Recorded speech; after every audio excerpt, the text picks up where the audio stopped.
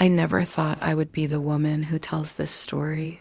I was supposed to be the lucky one. 20-5 years of marriage, two beautiful kids, a house we paid off together. Everyone in church always said, "You and Michael are goals."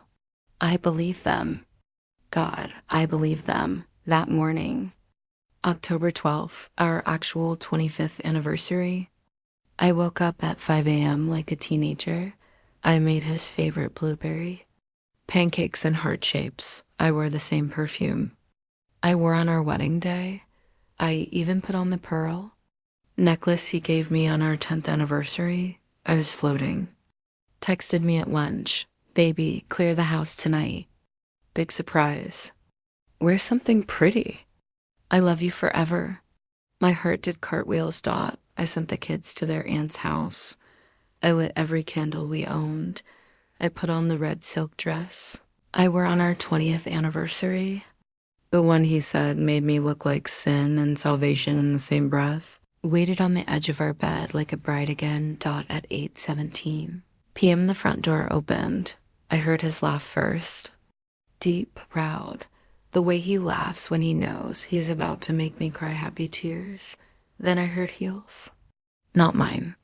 Someone else's heels on my hardwood floor. I stood up, smiling so hard my cheeks hurt, and then they walked into our bedroom together.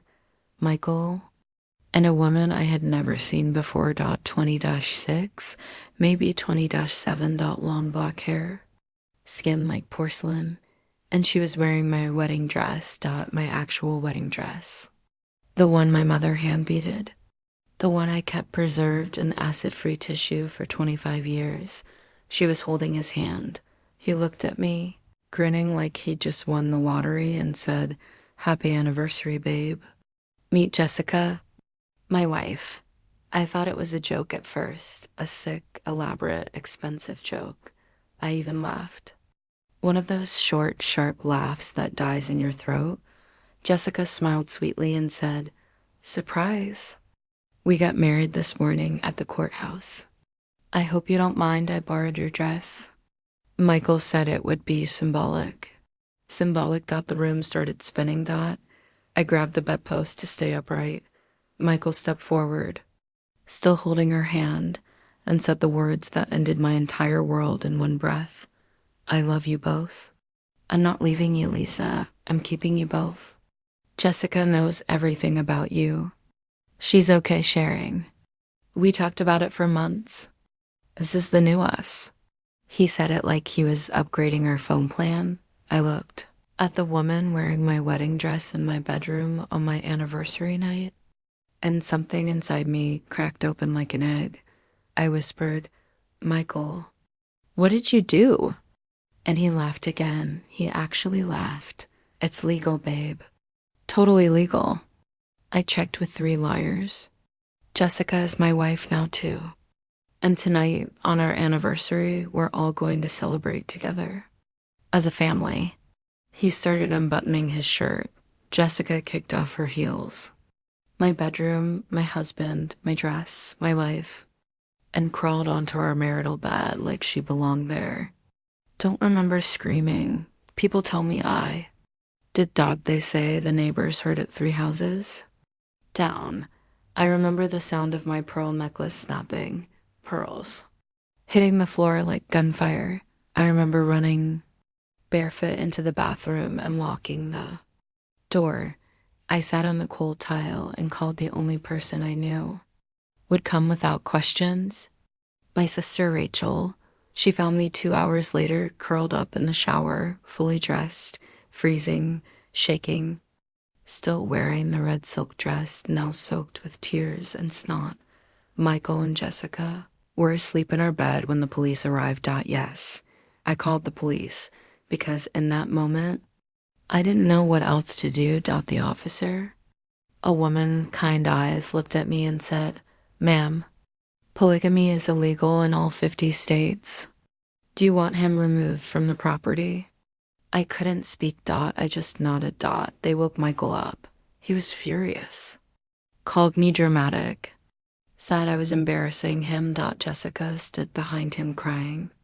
clutching my wedding dress to her body, like I was the intruder. He left that night with nothing but the clothes on his back. Jessica took my dress with her. She actually took my wedding dress. The next 3 months were hell. He tried to come back twice, left flowers, love letters, voice messages that said, "You're my first wife." My real wife. Jessica was just excitement. Come on, baby, 25 years. I filed for divorce the day after he left. He fought me on everything, tried to claim half the house, half my retirement, half of everything I had bled for while he was out building a second life. But here's where karma started whispering. Jessica. Turns out she wasn't as sweet as she looked in my wedding dress 3 weeks after the courthouse wedding. She found out Michael had a third girlfriend. 20-4 years old. Pregnant. Jessica lost her mind. Posted everything on Facebook. Tagged me. Sent me screenshots. Called me crying at 2 a.m. saying, he lied to both of us. I didn't answer. Then the pregnant girlfriend showed up at my door with a positive test and a black eye. Said, Michael told her I was the side chick. I let her in. Made her tea. We sat at my kitchen table, 3 betrayed women, drinking tea like it was a support group. Michael lost his job. His boss's wife saw. Jessica's Facebook post stopped the church, kicked him out of the men's ministry. His mother stopped speaking to him and me. I sold the marital bed, burned the sheets. I took the settlement, every single penny he tried to hide. And I bought myself a little condo on the beach. Just me and the ocean. Some nights I sit on my balcony and I still cry. 20-5 years don't disappear because the papers are signed. But here's what I know now. I didn't lose my husband that night. I lost the version of him I had been protecting with my silence, my forgiveness, my denial. The real Michael died the moment he walked that woman into our bedroom wearing my dress. And the real Lisa, she was reborn the second those pearls hit the floor.